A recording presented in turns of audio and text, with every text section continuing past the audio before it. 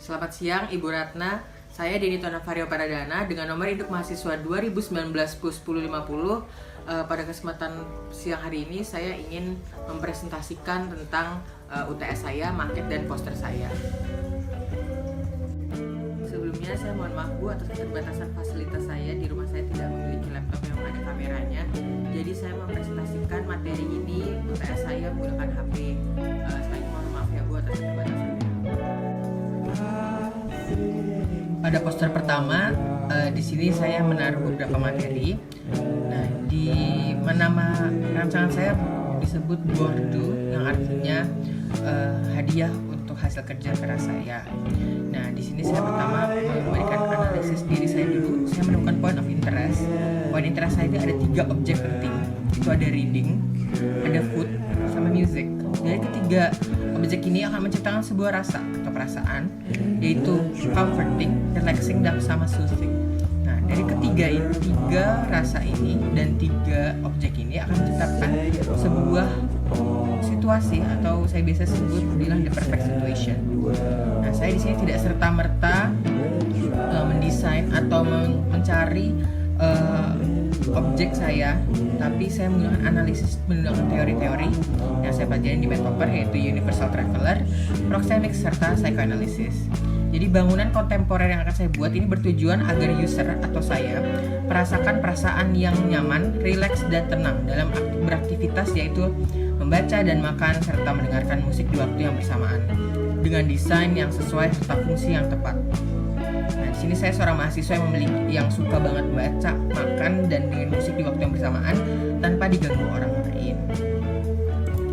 Lalu di pada poster kedua itu ada dimensi tubuh saya. Di sini saya menaruhkan 4 possibility positions, ada standing, sitting, squatting, sama laying. Nah, dari keempat possibility position ini adalah di mana saya harus menyesuaikan ukuran bangunan saya yang akan saya rancang untuk diri saya sendiri.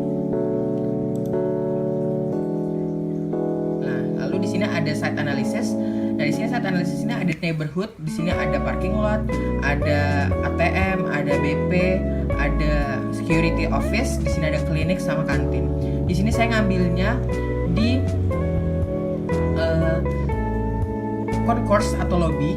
Nah, di concourse atau lobby ini itu menjelaskan tempat menurut saya paling nyaman, menurut saya paling cocok bagi saya. Di sini saya sudah melihat orientasi mataharinya, temperatur, dimensi main plane saya, pergerakan arah angin, vegetasi, ada topografinya, rem, aksesibilitas, sirkulasi, dan noise. Nah, di sini ada response to context. Response to context ini merupakan possibility yang akan saya bikin untuk rancangan saya nanti dari arah fasad bangunan, dari suara. Di sini saya bisa melihat suara masuk lewat mana. Lalu di sini ada cuaca, iklim, dan lain-lain.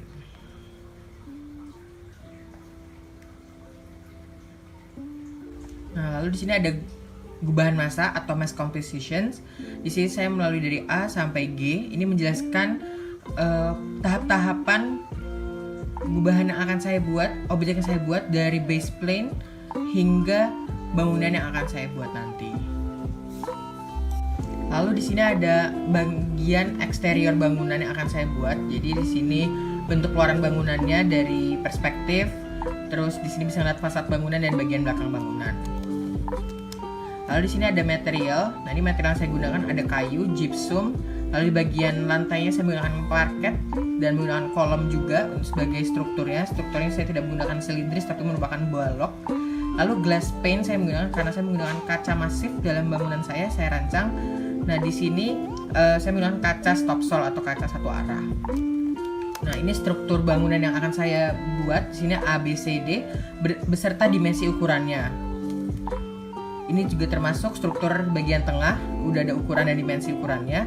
Dan yang ini merupakan struktur ketiga, depan dan fasad. Nah, di sini tuh ada dimensi ukurannya dan saya sudah menyatukan seluruh struktur bangunan dari yang A, B, C, D hingga E. Di sini site plan-nya. Di sini saya menjelaskan ada build up area. Ini tempat di mana bangunan akan saya bangun. Dia ada boundary site. Ini batasan perimeter yang akan saya bikin. Ini batasannya. Lalu ada approach roads. Di sini ada jalan konblok. Ada neighbor, kali, Lalu di sini ada prominent landmark, yaitu rem. Menurut saya di bagian side saya itu ada rem yang menjadikan landmark bagian bangunan saya.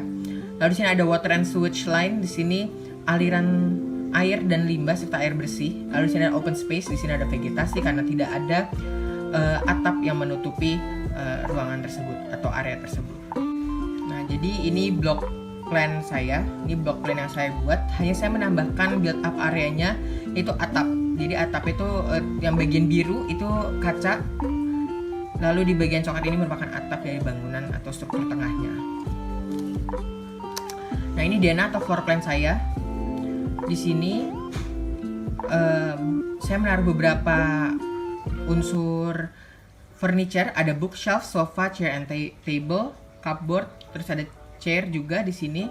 Nah, di sini tuh saya menggunakan 1, 2, 3, 4 dan 5 pintu. Di sini saya menggunakan 2 pintu dijadikan 1. Nah, ini tampak bangunan dari tampak samping bangunan saya. Ini tampak depannya, tampak atas dan tampak bagian belakang. Lalu ini bagian potongan. Ini potongan yang saya potong dari fasad. Lalu ini potongan yang saya potong dari bagian samping bangunan. Ini dokumentasi maket saya. Lalu saya akan menjelaskan langsung mengenai maket saya sendiri tanpa menggunakan dokumentasi ini.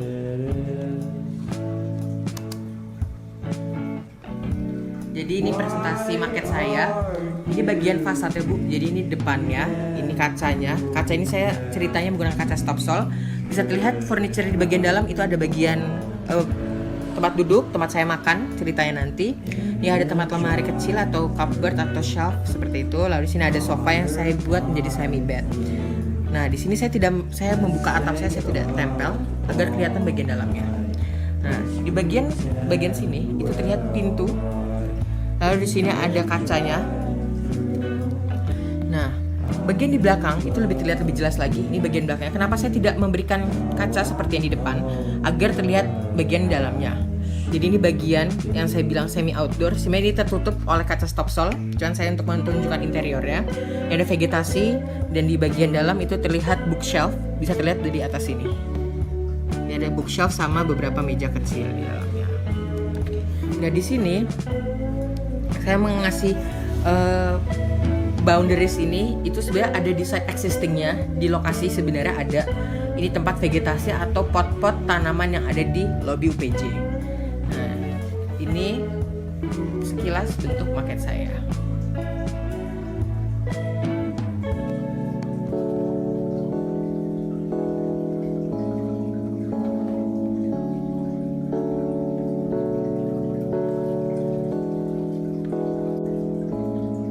Sekian dan terima kasih Bu Ratna telah mendengarkan presentasi saya. Saya ucapkan mohon maaf atas keterbatasan media yang saya gunakan untuk berpresentasi, dan apabila ada kata-kata yang kurang berkenan. Cukup sekian, terima kasih, selamat siang.